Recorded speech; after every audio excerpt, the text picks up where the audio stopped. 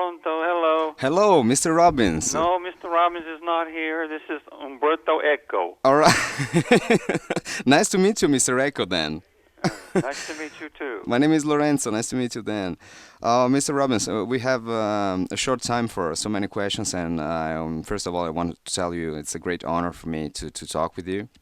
And we're talking, of course, about your last book. We didn't have the chance of reading it, of course, because it's written just in English, yeah, by now. Yes, that's true. Well, first of all, welcome to Italy. I know that you're attending to that event that's called Frontiers in Milan.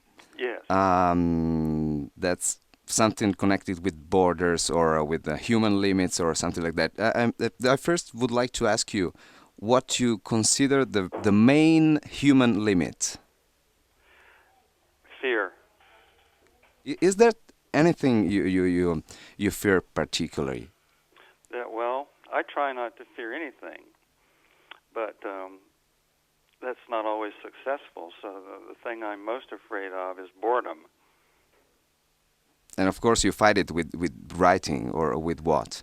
Yes, I fight it with my work, but also with my life, the way I live my life. I try. My enemy has always been the tyranny of the dull mind, because I think that much of what we call evil in the world is actually dullness or a result of people with dull minds.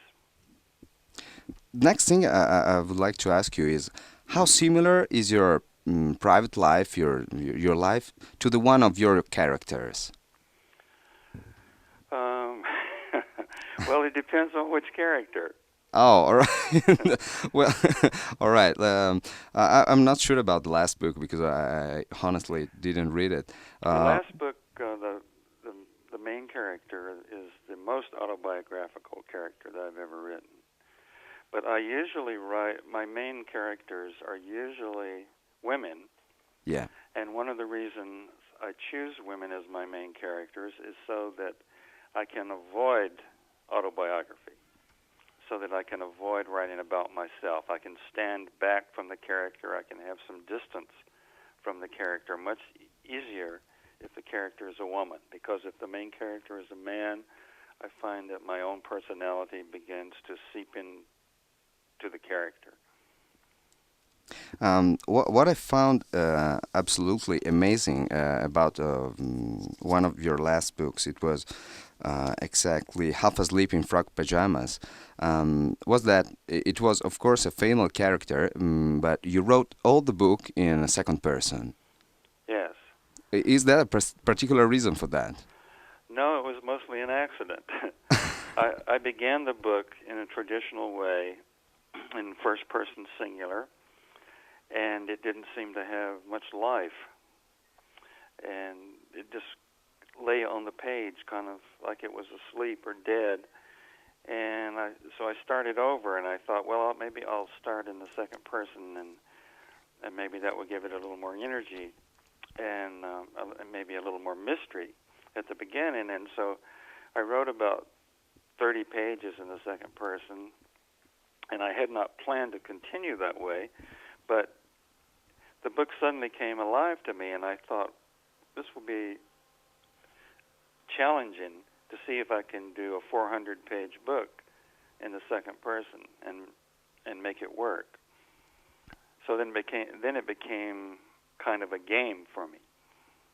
And it was for us reading it as well, because I really can remember it was sort of experience of being a woman for 400 pages, and it was amazing. Yes, that's what kept me interested every day. I have to see. I don't write from an outline. I don't know the plot in advance. I have to surround the act of writing with an atmosphere of mystery and surprise in order to do it every day. Because I work every day, I don't sit around and wait for inspiration. So if I can't be surprised and if I can't be challenged, then I don't think I can surprise or challenge the reader. And then I don't want to go to work. About that, I know you're still writing with the pen instead of a cold and unhuman computer. Yes, that's true. I think that ink is the blood of language, and paper is the flesh of language. And I write very slowly because I pay a lot of attention to each individual sentence, not just to the images. I pay a lot of attention to the images, but also to the rhythm and the cadence, the tempo of the sentence. So when you write that way, and you're very careful about each sentence, then you write very slowly. So I'm an extremely slow writer. If my writing hand fell over a cliff, over the mountain, it would only be going 2 kilometers an hour. All right. So when you write that slowly, it's no great advantage to use a computer. Sure. But I do use a computer for research. It's extremely valuable for research. You mean with the net? Yes. But how much do you use it? I mean, are you a great user of internet, or No, just I'm not. because of? I can't waste my time being in front of a screen or over a keyboard every day. I only use it when absolutely necessary. If you use it too much, I think it starts to shrink your soul. All right. About you just before said something about your impossible autobiography, but in a way, the facts of your life look like an encyclopedia. Really, I'd like to ask you if you consider yourself being given the gift of eclecticism, or if you feel being part of the victory of chaos versus the universal order. Well, I think writing is a lot like skiing downhill, that you have to push yourself off the mountain and trust in gravity to pull you down at great speeds, but at the same time you have to use your poles and use your body language in order to have some control. So it's a paradox, really, and paradox is the engine that drives the universe. So it's a matter of chaos and order. It's not a choice between one or the two. All right. It's intensity within tranquility is what I look for in my life.